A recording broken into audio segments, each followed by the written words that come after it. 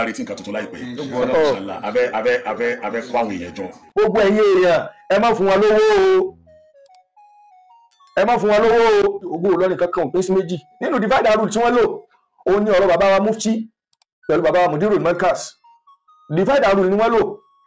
tí wọ́n fi gbéra wọn lọ́dọ̀ bàbá Mufti torí wípé wọ́n mọ̀ wípé bàbá Mudirul Markaz kíní yẹn máa bí wọn nú pé ọ̀tá mi ìwọ Mufti ó sì gbà wọ́n lálejò ẹ rí i pé bàbá Mufti ń sọ Ọlọ́run ló mọ kọ̀kọ̀ ẹ má judge. Bàbá Mufti ń sọ wípé àwọn ò mọ̀ pé wọ́n ń bọ̀, ok ẹ jẹ́ ká gbà pé wọ́n mọ̀ pé wọ́n ń bọ̀ torí tí wọ́n wí jáde nìyẹn gẹ́gẹ́ bí iṣẹ́ tí Ògo Ìlọrin ṣe lérí kí gbogbo kíní yẹn má dàrú. Bàbá Mufti sọ pé àwọn ò mọ̀ wípé wọ́n ń bọ̀, wọ́n kàn wá lójijì wọ́n sì wá kó gbogbo bàbá yẹn lápò débi wípé bàbá Mudirul Markaz ó fi mọ̀ rí wípé ní ó sì gba ọ̀tá mi lálejò ibi tí wọ́n ti rí bí ṣe divide and rule láàrin wọn. Bọ́ tí máa ń ṣe nìyẹn, bí wọ́n ṣe máa ń ṣe òun nìyẹn. Divide and rule yìí òun náà ni wọ́n tún ti àwọn ara wa wá wípé ẹ̀yin náà sọ pé Ògo Ìlọrin kan ní.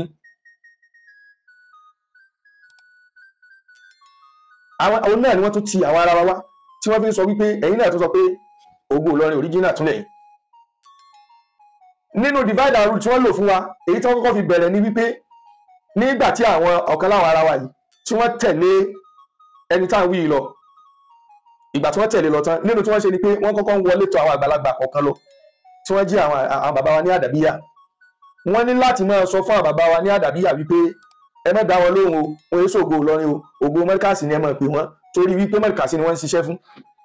Ẹlòmíì wọṣẹ́ wọn ìgbà tó yá tó padà rí wa tán ní Markaz sílẹ̀ ń ṣiṣẹ́ fún tá a padà ṣàlàyé fún pé àwa wá láti wá ṣàtúnṣe ni o. Ọmọ bàbá wa Sheikh Adam ni wa, ọmọ bàbá Sheikh Kamaluddin ni wa, ọmọ bàbá Lagbaji ni wa. Wallahi summa billahi alladhi la ilaha illa huwa a ṣiṣẹ́ láti máa fi support side kan láti máa wá fi jàǹbá side kan. Nínú àwọn tí wọ́n ti convince yẹn ààrẹ ni tó gbọ́ nínú wọn, ààrẹ ni tó gbọ́ nínú wọn tó jẹ́ pé wọ́n tó ní àwọn ọmọ pé báyìí ni ọ̀tọ̀ ni tó wá wí fáwọn. Wallahi summa billahi al-azim. Divide and rule yẹn wọ́n wá ń lo kíní yẹn lóríṣiríṣi. Ẹ jẹ́ kí n wá sọ fún yín lónìí gbogbo tí ń jẹ́ ọmọ àdàbíyà àti Markazi.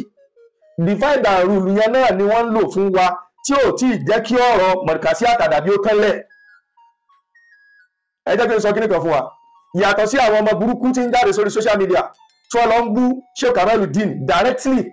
àtẹni tí ń jáde tí ń lọ ń bú Sheikh Adam directly tí ń bú Mudirul Markaz directly tí ń bú bàbá Khalifa àdàbí látẹnu rẹ̀ directly. Àwọn ọmọ burúkú wà ní tòótọ́ ṣùgbọ́n kí ni ń fà tẹ́lẹ̀ káàkù fi ń ṣe bẹ́ẹ̀. Ẹ jẹ́ kí n sọ àṣírí fún yín lónìí.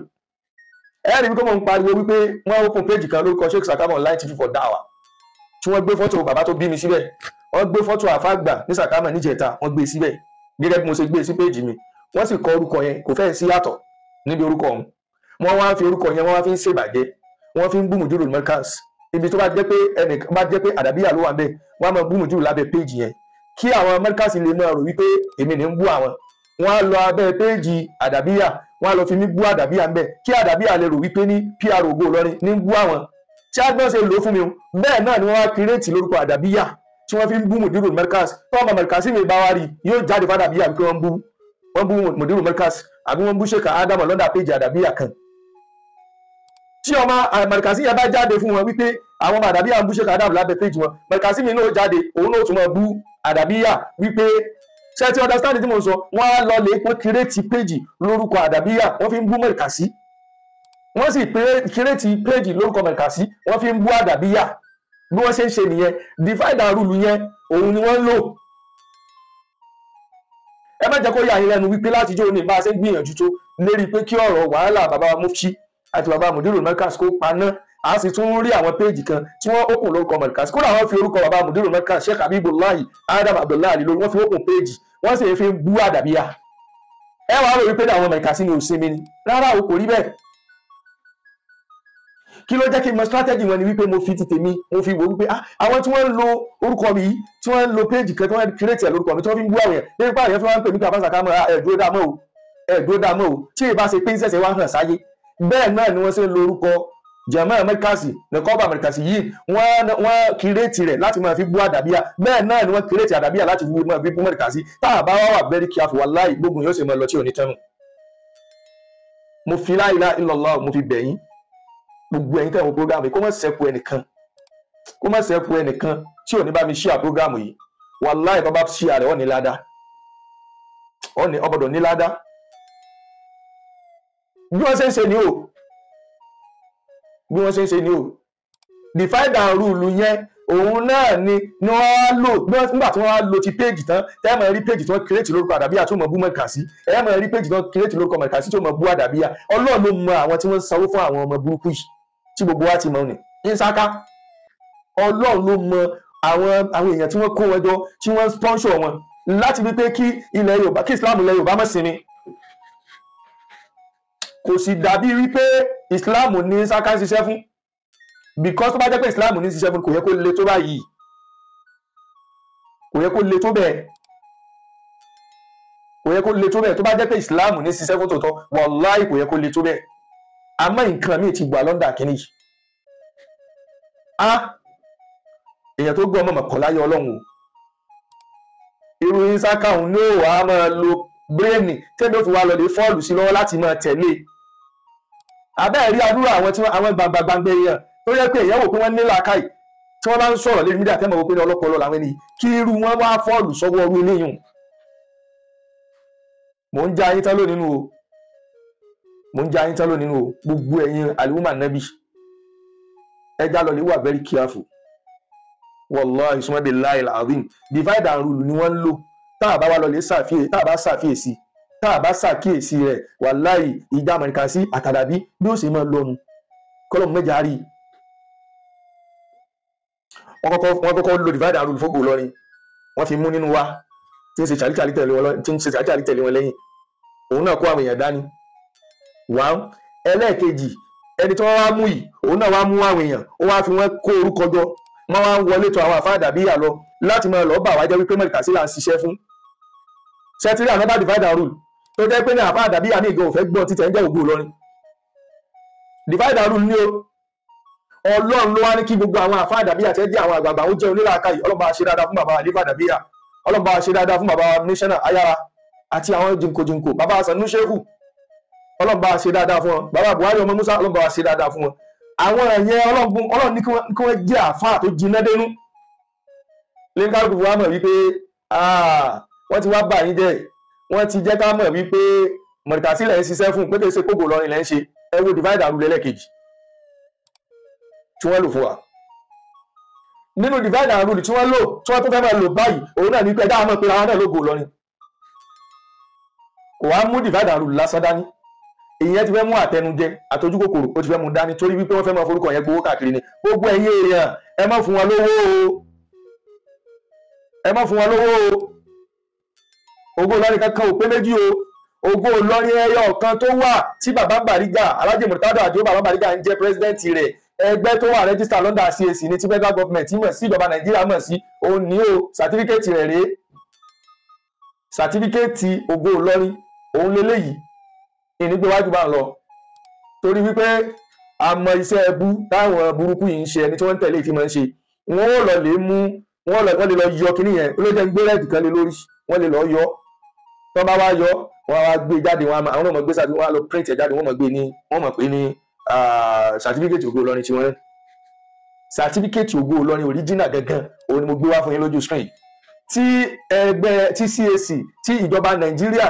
tí wọ́n buwọ́lù wípé Ògo Ìlọrin wọn ò sì bí ẹnìkankan dá kó jẹ́ mọ́ ní àbá ti rẹ́gísítà rẹ̀ ẹnìkankan tí ó jẹ́ mọ́ sí àmọ́ tí wọ́n bá fẹ́ dẹ́gbẹ́ mi ilẹ̀ àyè wà fún wọn àmọ́ pé wọ́n mọ̀ lọ lo orúkọ wa mọ́ fi gba bára wọ́n fi ṣèwà bàjẹ́ àwa ò ní fara mọ́ kò sì síjà kankan ìjọba ní ìyànjú ẹ̀ ẹni tó bá mọ̀ nínú àwọn tí wọ́n pè jọun tó ń bá tọ́lọ̀ ń bá bùn tó ní kó lajú kó yẹra fún stain kó mọ̀ bọ̀sẹ̀ yíra rẹ̀ tó gbogbo ẹni tó bá pera rẹ̀ bẹ́ẹ̀ àtẹni tá a ti yọ nínú Ògo Ìlọrin original gangan tá a ti yọ dànù tó ọ̀tọ̀ lẹ́tọ̀ àti pera rẹ̀ bẹ́ẹ̀ mọ́ àti ẹlòmíràn tó lọ lè pè tó ò ní ID card original ti wa lọ́wọ́ ó fojú balẹ̀ ẹjọ́ o torí tó bá dìgbà náà kí wọ́n di pé wọ́n tó ti ń gbéra wọn lọ ilé ẹjọ́ so kájọ máa ní Akeem ẹsẹ̀ ń jarí wọ́n tó ti ń gbéra wọn lọ́lé ẹjọ́ tó bá dìgbà náà ẹni tó bá mọ̀ wọn kó tètè kìlọ̀ fún wọn bí àwọn lè mọ̀ òfin ṣẹ́ẹ̀sì pàpá àwọn tí wọ́n ń tẹ̀lé náà àwọn tí máa ń rúfin ni tí wọ́n tún dúró gbáǹkó tí wọ́n tún gba lọ́yà so n tí mo wá sọ lónìí ní ṣókínù ìfẹ́ rìn jìnnà púpọ̀ torí pé mo fẹ́ kí bàbá Bariga kan ọ́dà kan wọ́n fún mi ní ọ́dà tó yá bàbá Zakama jáde ká tó wá sọ̀rọ̀ àmọ́ pọ́ìntì tí mo fẹ́ ká dì mú òun ni wípé divide and rule ni wọ́n lò fún wa divide and rule wọn alákọ̀ọ́kọ́ lérí ẹni tí ń gbọ́ àwọn àgbàlagbà lọ ni pé ó fowó tán àwọn nǹkan ó divide wa wọ́n dẹ̀ wọ́n wọṣẹ́ rẹ̀ wọ́n tẹ̀lé lọ nínú divide and rule ẹlẹ́ẹ̀kejì èyí tí wọ́n lò ní wípé àwọn tí wọ́n fowó tán ni wọ́n tì wọ́n wọnú ilé láti lọ máa bá àwọn kan nínú Ìlọrin wípé Markazi ni à ń ṣiṣẹ́ fún ó dẹ̀ ẹlẹ́ẹ̀kejì divide and rule ẹlẹ́ẹ̀kẹta òun ni wípé ní wọ́n á máa púṣì ẹni tí ò yẹ kó wọ Ìlọrin lọ lè bá bàbá mufti Ìlọrin kó lè bá àdáfíkọlẹ̀ láàrin àwọn àgbàlagbà wa wípé mufti ó sì gbọ́mọ yìí lálejò ẹ̀wọ̀n tó ṣẹlẹ̀ lẹ́yìn ìgbà tó mọ̀ tó gbọ̀n lọ ẹ̀wọ̀n tó ṣẹlẹ̀ lẹ́yìn ìgbà tí ó lọ bẹ̀ bàbá mufti ní tí wọ́n dẹ̀ wọ́n náà invitation rẹ̀ tí wọ́n ṣe invite ẹ̀ ó sì lọ bẹ̀ divide and rule ni wọ́n fẹ́ ṣe wọ́n dẹ̀ rí kíní yẹn gbogbo ọ̀nà Ramadan ọdún yìí ní ogun ní láàrin Ìlọrin sí Ìlọrin ogun yẹn ló wá tàn ká dédé ọ̀rọ̀ àdàbíyà àti Markaziya ní Markazi àti àdàbí fi ń kọjú ara wọn nínú divide and rule míì tí wọ́n lò ní wípé wọ́n lọ kírètì péèjì lórúkọ Markazi lè kọ́ bá Markazi yìí wọ́n kírètì ẹ̀ wọ́n kírètì ògo Markazi wọ́n kírètì Sheikh Habibullah Adam Abdullahi lórí tó jẹ́ fake wọ́n wá fi ń bú bàbá wa Alhaji àgbà Sheikh Kamaluddin Al-Adabi tí ọmọ àdàbíyà kan bá ti wá rí kan náà péjì tí wọ́n bú Alhaji àgbà àwọn náà wà jáde àwọn náà mọ̀ bú wọ́n mọ̀ bú Sheikh Adam padà wọ́n mọ̀ bú Mudirul Markaz padà wọ́n tún kírètì orúkọ míì náà lórúkọ àdàbíyà ẹ máa rí àwọn péjì yẹn ẹ̀rì kò ní sí fídíò ẹni tí ń ṣe láìfún bẹ́ẹ̀ wọ́n á kàn mọ́ post síbẹ̀ wọ́n á mọ́ post síbẹ̀ tí wọ́n máa fi péjì ní tí wọ́n máa fi bú Sheikh Adam àti Sheikh Kamaluddin àti Sheikh Habibullah Adam Abdullahi lórí wọ́n kírètì eléyìí náà láti máa fi dá wàhálà lẹ̀ kí ẹnu sáà máa fi kò náà ní divide and rule táwọn pípù yẹn tí wọ́n plan nìyẹn. nínú míì tí wọ́n ṣe onírú péjì ti wà yìí náà wọ́n lọ kírètì fake page lórúkọ Sheikh Zakama wọ́n á lọ sí abẹ́ póòsì àdàbíyà wọ́n á lọ máa fi bú Mudirul Markaz wọ́n á máa fi bú Sheikh Adam débi pé Mudirul Markaz àtàwọn Markazi yún wọ́n máa fi rí mi gẹ́gẹ́ bíi pé ní ọmọ òsì lọ́mọ ògbó lọ́rùn yìí wọ́n máa fi rí bẹ́ẹ̀ bí aró wọn. wọ́n á ṣe míì wọ́n á lọ sí abẹ́ péjì Mudirul Markaz àbí ògo Markaz àbí nìkọ́bà Markazi yìí wọ́n á lọ bẹ̀ wọ́n á lọ máa fi bú àdàbíyà bẹ́ẹ̀ gbogbo sẹ́ẹ̀bù yìí ọ̀dọ̀ àwọn títí wá nù. mo fọlọ́wọ́ bá bẹ gbogbo ẹni tí ń wo prógámù yìí mọ́sálà ìṣe à prógámù yìí ìwọ gan tó bá ń wò tó bá jẹ́ ẹni tí wọ́n tẹ̀lé òdodo ìwọ gbọ́n mọ̀ pé prógámù yìí ti gbogbo ayé gbọ́dọ̀ wo ni. mo fọlọ́wọ́ bí ọ́ bá ń ṣí ààrẹ dáadáa jẹ́ kí gbogbo ayé rí prógámù yìí pé nǹkan tí ń ṣẹlẹ̀ ní bóyá látọ̀dọ̀ rẹ lọ́mọ Markazi ni ó ti lákàyè ó ti sí pé ókè pílánì ní kinní yìí ó ní ládá bí alátọ̀dọ̀ rẹ̀ làákàyè ọmọ àdàbíyà mi ó ti sí pé ókè àwọn àdàbíyà ò bú àwọn Markazi ò bú Sheikh Kamaluddin àwọn èèyàn ni wọ́n pílánì kìíní ẹ dákun kí làwọn bàbá méjì gbà lọ́wọ́ ara wọn tó mọ̀ búra wọn. kí ló fẹ́ fàjà láàrin Sheikh Adam àti bàbá Sheikh Kamaluddin àwọn tí wọ́n ti wà lọ́dọ̀ Ọlọ́run kọ́lọ́run ṣàlékún kẹ́ wọn. bàbá Sheikh Saheed Zakama ẹ káàbọ̀. so gbogbo àwọn strategies yìí wàláhì wọ́n lò láti máa fi dá wàhálà lẹ̀ láàrin wa ni. ká ní pè Assalamu alaikum ta ní sọ̀rọ̀ bẹ́ẹ̀ ni mo wà lérí program ní sẹ́wọ́ live lọ́wọ́ ni bẹ́ẹ̀ ni mo wà lérí live ẹ ṣeun so nídìí eléyìí ẹ jẹ́ ká jẹ́ kí wọ́n pé gbogbo ọmọ Markazi ẹ jẹ́ ká jẹ́ kó rí wọ́n pé gbogbo ọmọ àdàbíyà àti Markazi àtàdàbíyà ìkankan náà ni wọ́n tí wọ́n bá sọ wípé àwọn ológo Ìlọrin àwọn bàbá méjèèjì ń bẹnu àwọn ògo Ìlọrin òun ni mo ti kàlẹ́ ẹ̀kan láti rí Sheikh Alimi àwọn kan ń gbé orúkọ wọn yẹn akàn ń jẹ́ ni kìí ṣe báwa tá a wà nínú ẹgbẹ́ yẹn gangan lògo ìlú yìí àwa la máa jẹ́ ògo lọ́la so ìgbé orúkọ wọn káàkiri wípé